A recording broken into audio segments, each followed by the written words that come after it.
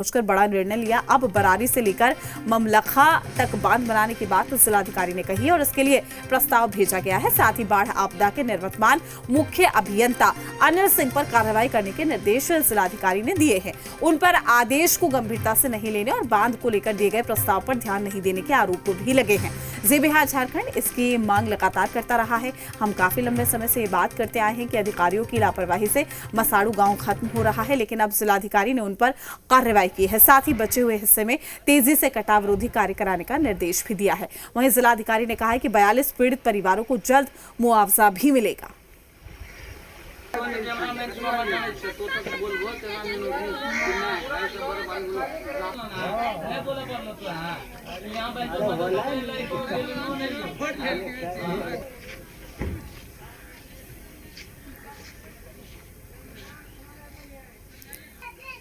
तो तस्वीरें आप देख सकते हैं। मसाड़ू गांव को बचाने की जो मुहिम है लगातार जारी है। डीएम ने नवल किशोर चौधरी ने निरीक्षण किया। तो मसाड़ू पहुंचकर डीएम ने जायजा लिया स्थिति का।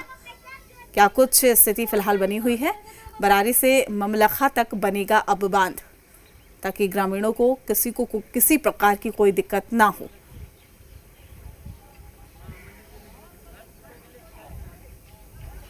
तो ये बड़ी खबर, बड़ी जानकारी हम आप तक पहुंचा रहे हैं और साथ ही जेबीहार झारखंड ने प्रमुखता के साथ इस खबर को दिखाया। इस खबर का असर हुआ है कि डीएम खुद यहां पर पहुंचे, उन्होंने हालात का निरीक्षण किया। मसाड़ू पहुंचकर डीएम ने जायजा लिया क्या कुछ स्थिति फिलहाल बनी हुई है।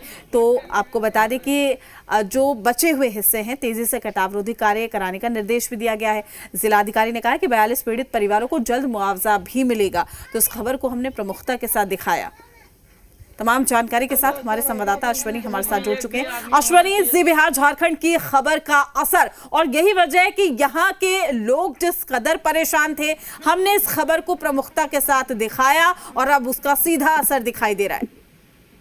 जी प्रीति, लगातार 2 सितंबर से कटाव यहाँ शुरू हुआ और तभी से हम लगातार इस गांव से खबर दिखा रहे हैं। जेबीहार झारखंड ने इसे अति प्रमुखता कह सकते हैं, इसे प्रमुखता भी नहीं अति प्रमुखता, क्योंकि हर बुलेटिन में हमने मसाड़ू गांव के कटाव की खबरों को दिखाया, यहाँ के लोगों के दर्द को दिखाया, दर्द को बयां किया और जिसके बाद अब कार्रवाई भी हुई है। जो बाढ़ नियंत्रण विभाग के जो तत्कालीन जो निवर्तमान कह सकते हैं अभियंता है, उस पर कार्रवाई हुई है। कार्रवाई के निर्देश अभी दिए गए। इसके साथ ही जो है अभी बांध बनाने का भी जो प्रस्ताव जिलाधिकारी ने पास किया है और यहाँ से प्रस्ताव जो है ऊपर जो सचिवालय है वहाँ भेजा गया है। वहाँ से प्रस्ताव पास होने के बाद जो बरारी से ममलखा तक है वहाँ पर बांध बनाए जाएंगे। इसके बाद अस्थायी बांध के बन जाने से जो कटाव हो रहा था, जिस तरह से इस बार जो लोग परेशान हुए, 45 से ज्यादा मकान यहाँ पर कट के जो मसाड़ू गाँव के जो 45 मकान थे वह गंगा में समाये। तो वह अगले बार जो है इस तरह की स्थिति से सामना नहीं करना पड़ेगा। जिलाधिकारी का कहना है कि अगर जल्द प्रस्ताव पास हो जाता है तो हम अगले बार जो है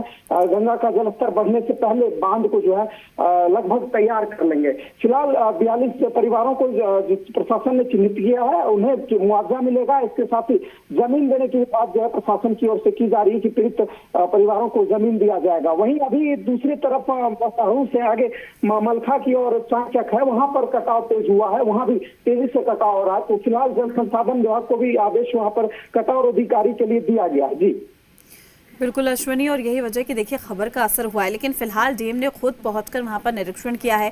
बांध बनाने की भी बातचीत वहां पर उन्होंने की है, निर्देश भी देते हुए नजर आए हैं। तो ऐसे में क्या कुछ जानकारी मिल रही है, कब तक वो पूरी तरीके से तैयार किया जाएगा ताकि ग्रामीणों को किसी तरह की कोई परेशानी ना हो, और लगभग कितने घरों को मुआवजा देने की बात कही गई है, चूंकि स्थिति हम हमारे दर्शकों को तस्वीरों के जरिए भी दिखा रहे हैं किस तरीके से ये लोग फिलहाल अभी अपना जीवन यापन कर रहे हैं।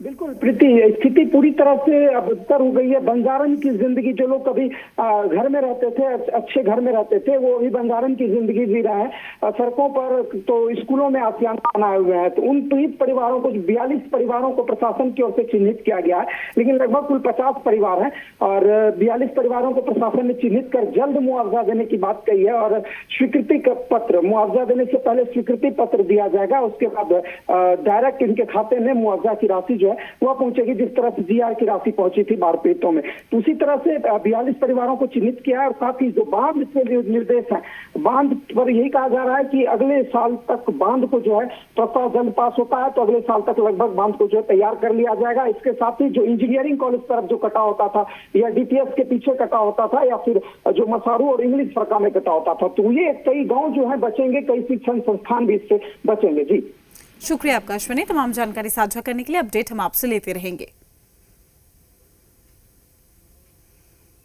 अभी हमारे सबौर ब्लॉक के मसारू में कटाव हुआ है और इसमें करीब 40 से अधिक घर विलीन हो गए हैं। इसमें हमारे बाढ़ प्रमंडल से काम हो रहा है और उसमें हमने और भी तेज़ गति से काम करने का निर्देश दिया है और जो लोग भी कटाव से पीड़ित हैं उनको मुआवजा दिया गया है। साथ ही उनके घर के लिए भी हम लोगों ने स्वीकृति पत्र, कल हम लोग स्वीकृति पत्र उनको दे देंगे।